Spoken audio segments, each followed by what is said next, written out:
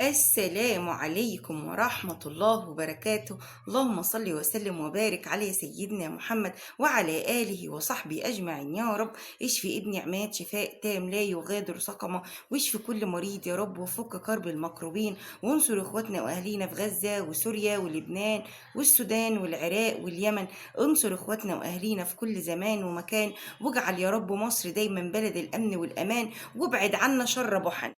كل لما بطلع اعمل فيديو عن وزير التربية والتعليم ناس تحس ان هم مش عايشين معانا في الكوكب، لا هم امهات ولا هم مدرسين ولا هم فاهمين حاجة في طبيعة المنهج ولا هم فاهمين حاجة في الضغط النفسي اللي واقع على المدرسين وعلى اولياء الامور وعلى الطلبة وعلى البيت كله بسبب الارهاب او الرهاب النفسي اللي عمله وزير التربية والتعليم.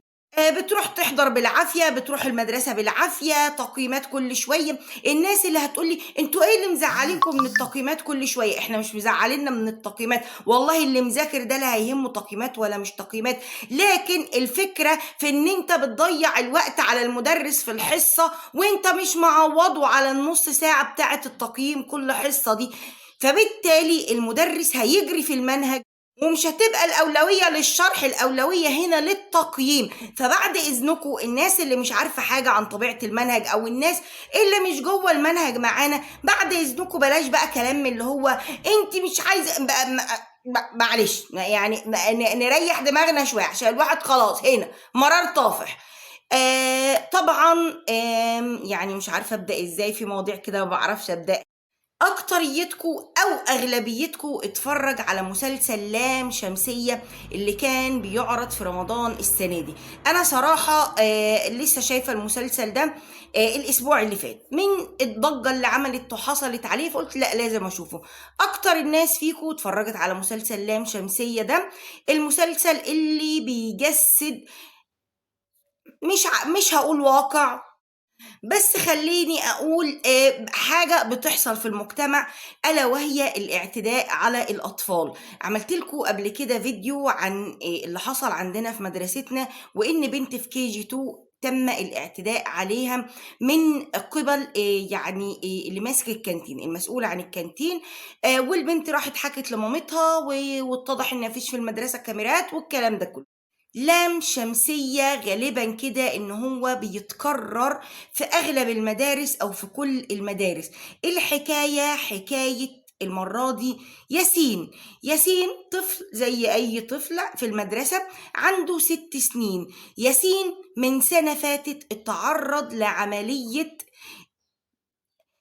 يعني اعتداء كامل، يعني خلاص بقى بلاش افسر، عن طريق موظف شغال في مدرسة لغات خاصة في دمنهور. والمفاجأة بقى إن الموظف ده عنده 80 سنة، وبعد توقيع الكشف الطبي على ياسين اتضح إن هو عنده يعني مشاكل كتيرة.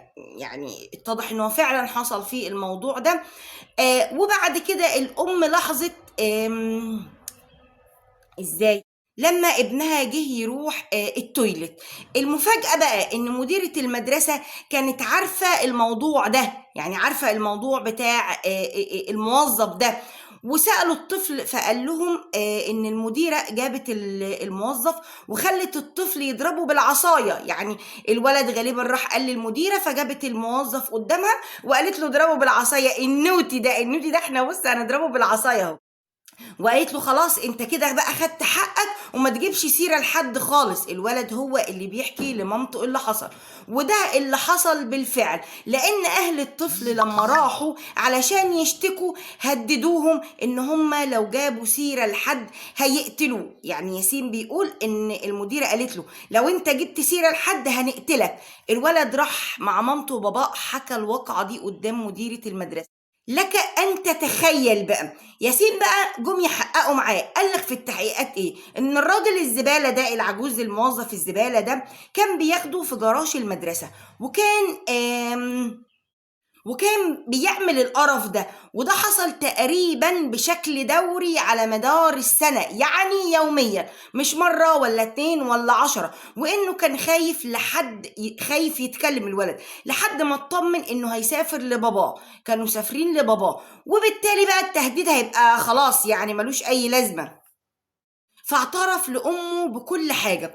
الفكرة بقى إن الناس كانوا خايفين يجيبوا سيرة المدرسة، وناس كانوا خايفين يجيبوا سيرة المديرة، لكن اللي حصل إن الأهل راحوا وعملوا بلاغ وعملوا شوشرة للمدرسة، والمدرسة كانت عايزة تتكتم على الموضوع، وإن خلاص ما حصلش حاجة، وإن إحنا جبنا للولد حقه، وإن الموظف ده هنمشيه. يعني انتوا قعدتوا كل الفترة دي عارفين وساكتة. لكن المديرة بقى من بجاحتها عرضت رشاوى علشان الموضوع ينام، ان محدش يتكلم فيه، وان كذا وان كذا وان كذا.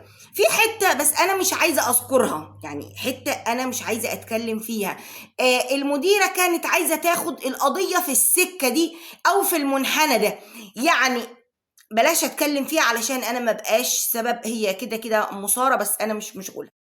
الحكم في قضية ياسين يوم 30/4 إن شاء الله 2025. لازم حق الولد ده يرجع، لازم وزير التربية والتعليم ده يتجاب ويتعمل له 100,000 استجواب. هتقولي هو انتوا كل حاجة تدخلوا فيها وزير التربية والتعليم؟ وأقول لك لما تبقى دي حوالي الواقعة ال20 خلال السنة دي، وانت عرفت بكل الواقعات اللي انتشر على السوشيال ميديا، واللي اتعمل بلاغات في المدارس، واللي اتعمل بلاغات في الإدارة. مدرستنا احنا مدرسة من المدارس حصل فيها واقعة زي دي، ولحد دلوقتي مفيش حد حرك ساكن، لحد دلوقتي البنت حقها ما رجعش، لحد دلوقتي محدش عمل أي حاجة في الموضوع.